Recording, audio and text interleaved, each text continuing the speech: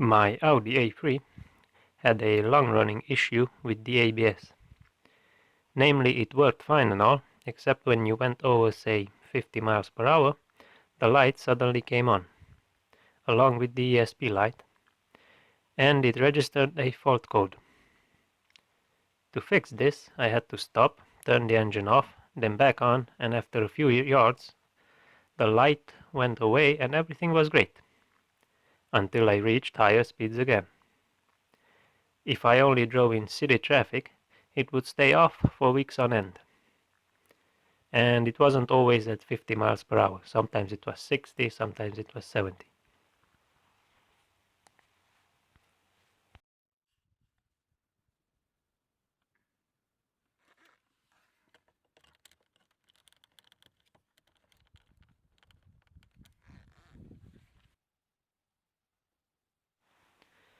Because clearly this is not how things should work, I set about fixing the problem.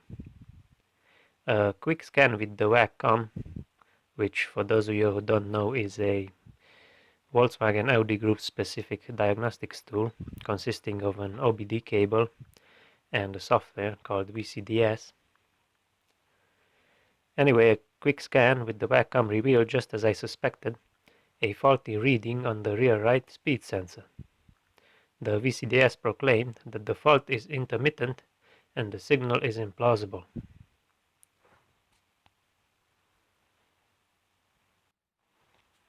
Easy fix, I thought to myself, and off to eBay I went and ordered a new ABS speed sensor.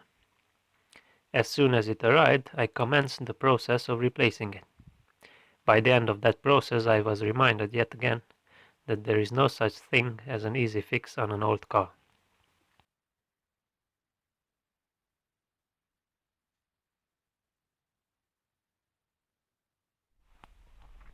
Here are the steps. Obviously, safely jack up the car, put it on jack stands, and leave it in gear.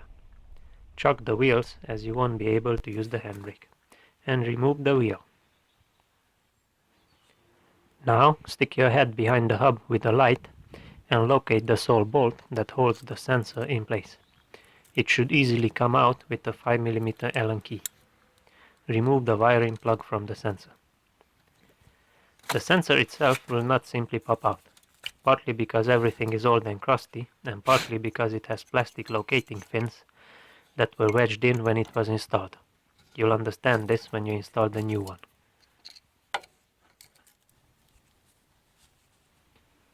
Next, you'll need to remove the brake caliper.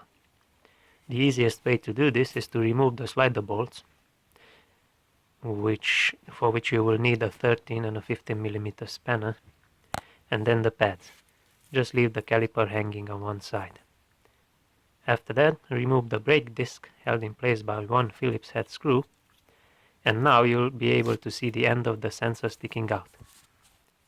Break off this end with a pair of pliers, and with a suitably sized screwdriver, hammer the sensor out backwards. You can easily do this by aligning one of the bolt holes on the hub with the sensor.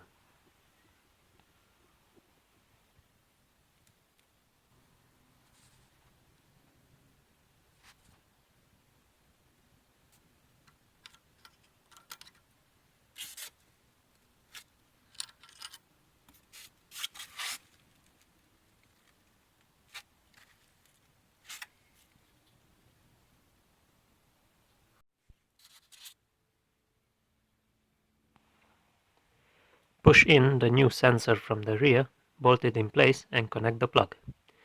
Put back the disc and the caliper, and you're done.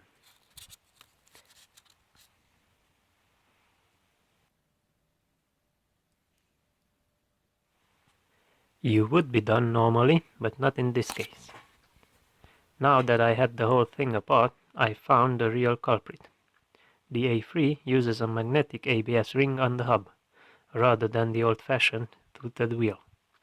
This magnetic ring is pressed onto the back of the bearing assembly, and it rotates with it in front of the speed sensor.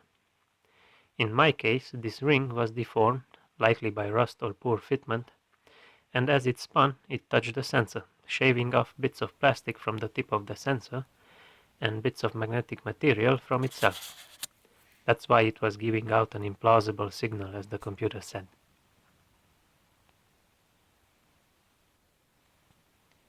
So, to prevent the new sensor being destroyed by the damaged ring, I poked around the edges of the ring with a screwdriver and shaved off whatever it was left of the magnetic material, and off it came by merely touching it. The conclusion? I need a new magnetic ring as well. Now you can buy just the ring, but since press-fitting it properly to the back of the bearing assembly requires specialized knowledge and possibly some tools, and if you do it wrong and it wobbles or comes off, you're back to square one. It's probably better and easier to replace the whole bearing assembly. Coming up in part 2, will the light go out?